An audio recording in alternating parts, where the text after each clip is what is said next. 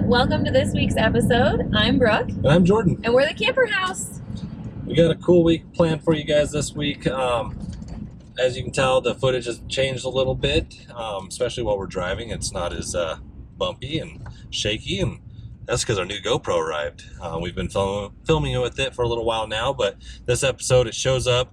We show you all the accessories we got. I bought just about everything they had for this stupid thing. We saved for a while for this. And yeah, we're super stoked about it. We do that, let the boys put it through the ringer a little bit, get some pretty cool footage that way. And it's pretty durable. We're pretty happy with it so far. And as we mentioned last week, we get to deal with that check engine light again. Came back on, and this time we just decided to take it into the shop because at this point, I don't know if you guys can hear that, but it was one of those little rice burner cars. Thinks he's cool. But this week, we're only 2 to 3 weeks away from when we went to New Orleans, and we just needed to get it fixed and get it taken care of. So we decided to take it in the shop, get that taken care of, and we don't have tools and a lift and stuff up here, so we have to drive back to see family to make it easy to work on vehicles. So sometimes it's just not worth the time and money to do that. Not that we don't love the excuse to go see family, but sometimes it's just easier to take it to the shop. Yep. Yeah, sometimes it's just, easier to pay that money, even though sometimes it's hard. Like this time. Yep. So we do that, and then we've been getting quite a bit of snow here in Colorado this winter, and we do a little bit of snow removal on the slides of our fifth wheel. And with the GoPro. With the GoPro, getting that footage, practice. So as always, make sure you click that like button, give us that thumbs up, click the notification bell, click subscribe. Let us know what you think of this video. If you guys have a GoPro or an action cam of any sort, let us know your favorite things to use it for and how it's kind of stacked up. Any tips and tricks that you guys have learned, we would love to hear that too. And here we go. Well, you're lucky there. It's back. It's Monday morning. Got up, it's cold, it's about 10 degrees. Started the truck, had it plugged in all night. And we didn't drive it all weekend since we were down celebrating Christmas with family and stuff. And started up, let it run, got ready, came outside, jumped in it, and drove it around. And what I've been doing is I've been kind of taking a 15-minute drive to work. Normally my drive's about 5 minutes. But if you guys remember, I had that code show up. It was a P0420 code. And part of it I read was just because the EGR and stuff gets dirty, especially from doing short trips. And that you need to drive it longer to get it blown out. And so that's what I've been trying to do, and it's been great. But so I was out driving around this morning, and the stupid check engine light came back on. We're back in Montrose. I don't have the shop or anything or lift to work on the truck, so I'm going to call the automotive place here, the diesel specialist that I've used in the past on my old truck, and they've always been great. I'm going to see if when I can get it into them and have them try and diagnose it, since they're the specialists and they know what's going on. So as soon as I find something out, I'll let you guys know. But yep, light's back on. I'm assuming it's that P0420 code again. It's really cold today. It's 24 degrees, so I guess it's not that cold, but there's no sunshine. It feels really cold. The boys and I are headed to go get Jordan from the truck shop because he had to drop his truck off. And I don't know if you guys can see it, but it's cold. What are we watching, boys? The loader scooping up and then putting in the dump truck. The loader scooping the snow and putting in the dump truck? Yeah, because we got a lot of snow, right? And it's all over. They plowed the streets, but they're in big piles now, right? So we ran some errands this morning, and it's really cold out. So we drove past this, so I circled back around so that the boys could watch. So we've just been watching the loader put snow in the dump truck.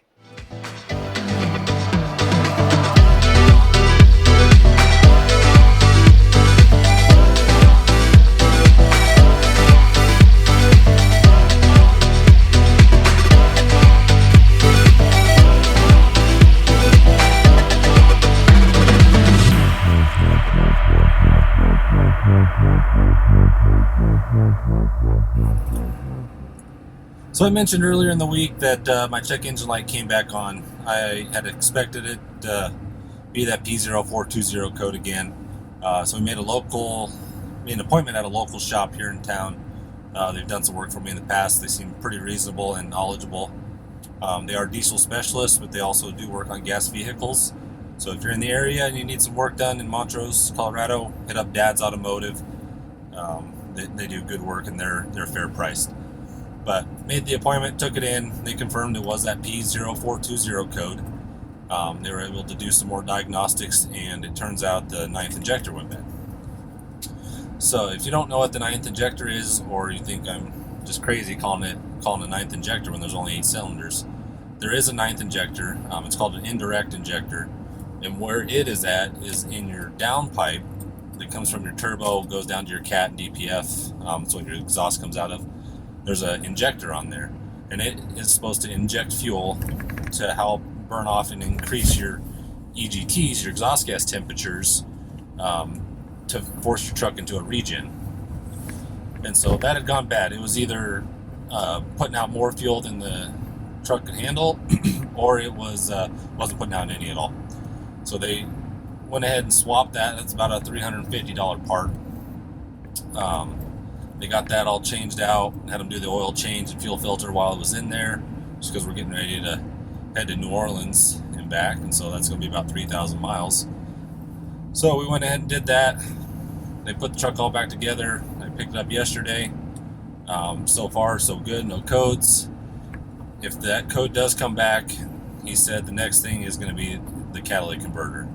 If that's bad, that's several $1,000s to get that fixed, and if that ends up being the case, I'll probably just end up deleting it. Get rid of all the emissions stuff.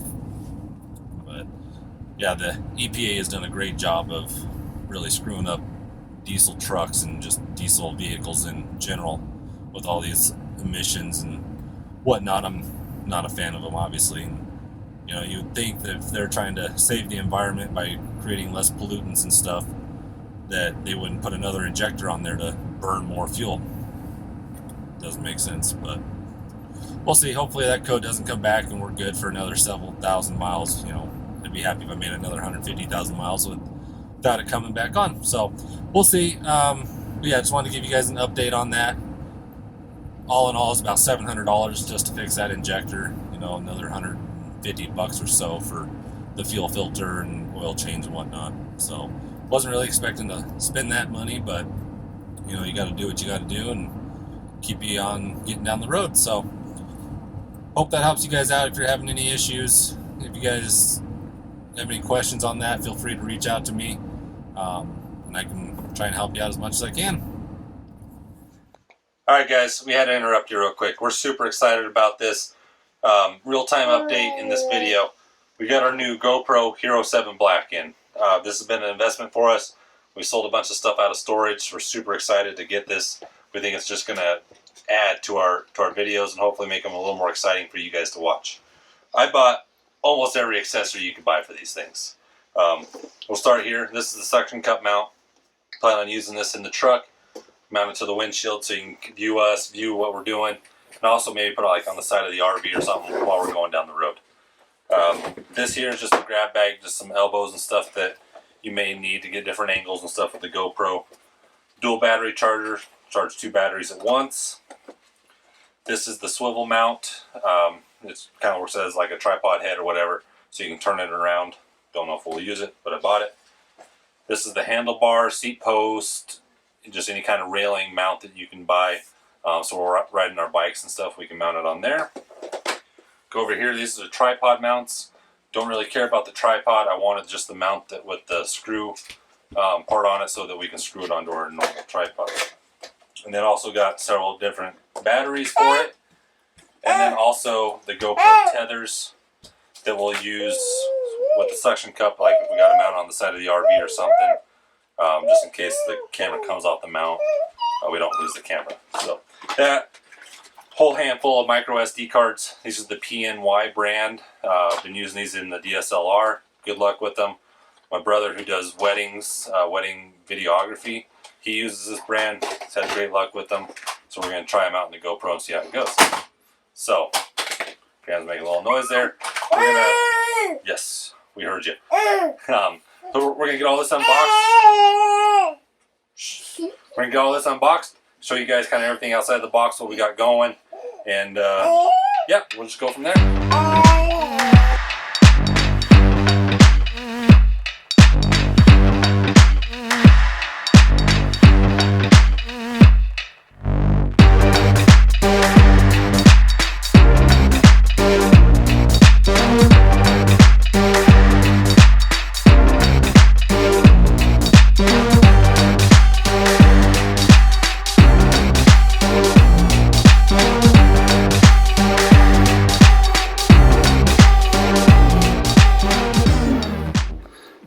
Got all unboxed. You guys saw that. The boys helped me out with that. So I'm not real sure what all these parts are for. But I'll figure that out here to come. But come on down here. We'll show you what we got. Obviously, we've got the camera. It's in the housing already. This is the handlebar seat post mount. Comes with a couple different grommets. I'm assuming for different sizes. Just a whole bunch of mounts. We got a total of 6 batteries. The dual battery charger. And then this is just a little tripod. I didn't think I'd use it, but it's actually kind of cool. It's real compact and small. Real easy just to throw in your pocket for a little tripod. These are all the micro SDs. They're the micro ones, so they're the little tiny ones. I just threw them in all the adapters so I didn't lose them. A couple of adhesive mounts there. This is the big suction cup. Big old suction cup on there, so it's supposed to withstand, I don't know, winds up like 700 miles per hour or something like that. And just a whole bunch of different elbows and mounts. So tripod mount there. So we're just gonna kind of play with it and see what we can do with it for now. But we're super excited, and hopefully we can get you guys some great footage. Well, what'd you guys think of all those accessories?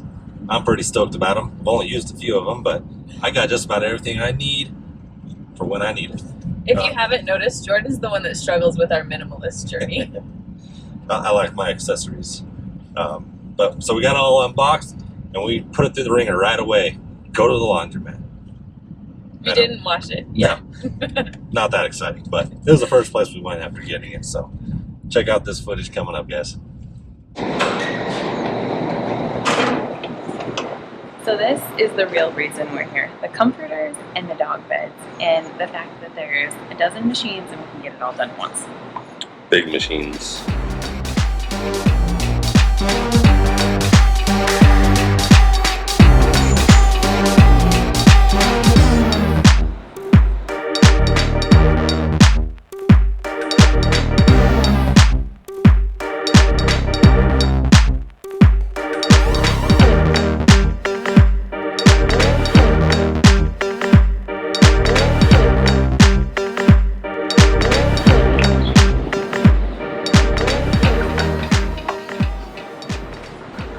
These ones don't take credit cards, so I had to move.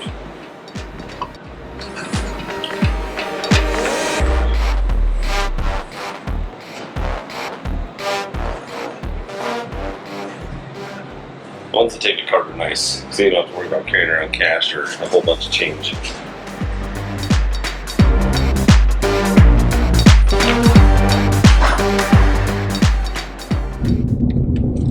We just dropped off some laundry. We are headed to run some errands. We have some stuff to donate. We have storage to clean out a little more. We're making good progress on that one though. And then the trailer goes in the shop this next week, or just over a week, I guess. 10 days. Okay.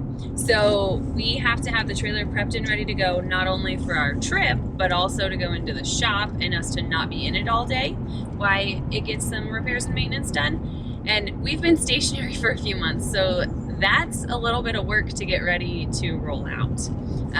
We did get our new GoPro though.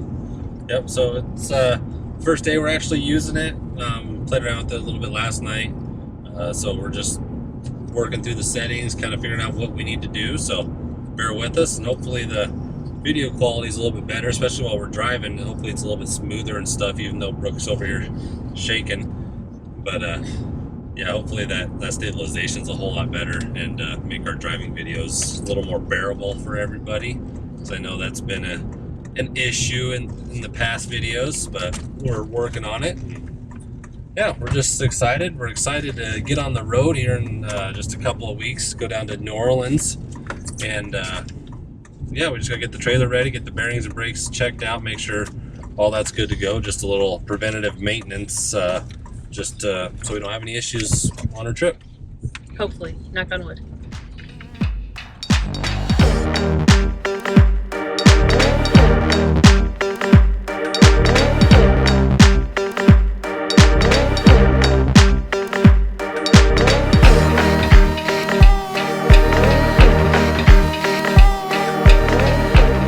So, washing machines take a card. Dryers don't. Riddle me this. So, I had to go get some more change, go to the ATM, get some change, because the laundromat doesn't have an ATM.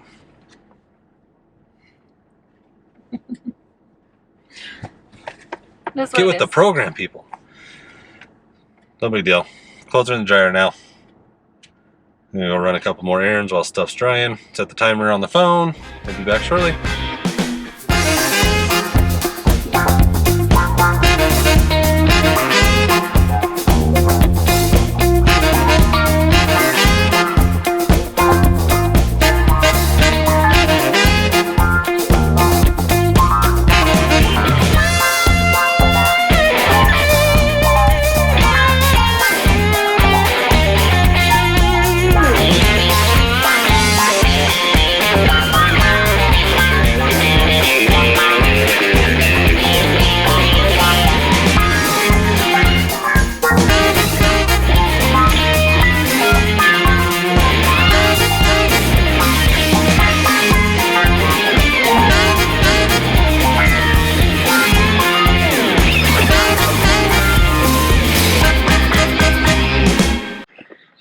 All right, well, I'm home during the day since it's a weekend, so it's not near as cold out right now. Sun's out, snow's starting to melt a little bit. So what I'm doing is I'm working on getting the snow off the slides. Now, snow's a great insulator, but it's not great when it's on top of your slides, and that's because when it starts to melt, the water can creep under your seams and stuff. I'll show you. There's like the little rubber here. Water can get underneath there, and then it'll freeze, expand, and it gets pushed further inside your rig. So you want to try and get as much snow and water off your rig as soon as possible to keep that water from freezing and getting pushed inside your rig. So we're going to get it scraped off of the top of our slides now. Show you what we're using.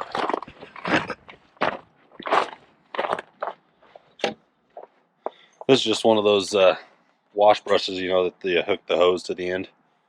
But it's got the soft bristles and stuff. That way I don't rip the roof material that's on the slides. So I'm going to keep scraping them and show you guys what I'm doing. Alright, so this side is the side that's in the shade all the time. This is where it'd probably be an issue. So you can see the snow is up along that rubber edge. And that's where the water will, when it melts, could get underneath there. But then when it freezes, that's when it expands and gets pushed. So we want to get all the snow off of here.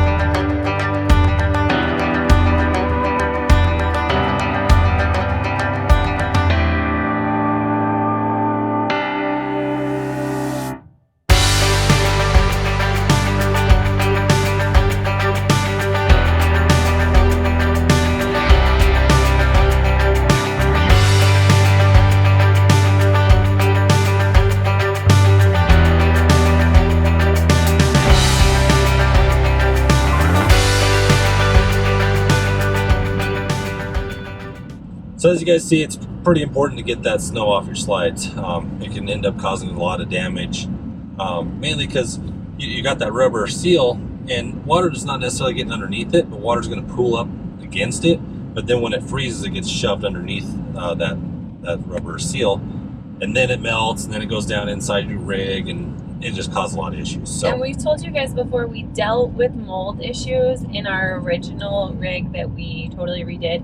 We never want to do that again. So we are overly cautious with anything pertaining to water in our rig. Yep, so if you're in an area where it's snowing, as soon as you can, you know, bust out that ladder, get up there, get that snow off of there, give it time to dry. Be aware though, the roof is really slick. Yeah. Be careful. Yep, so just make sure you get that snow off there so you don't run into any issues. We promised you guys that the boys were gonna put the GoPro through the ringer, and here it is.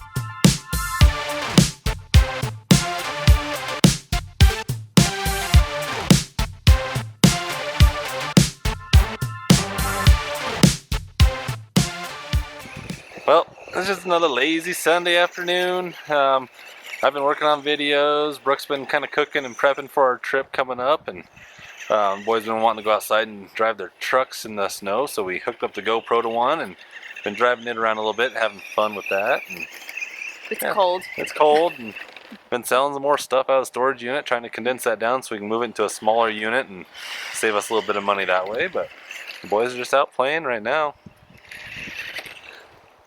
There's Easton. Fletcher somewhere. Car. There he is. Oh, over in Chelsea's yard. We got a rogue one. There he is.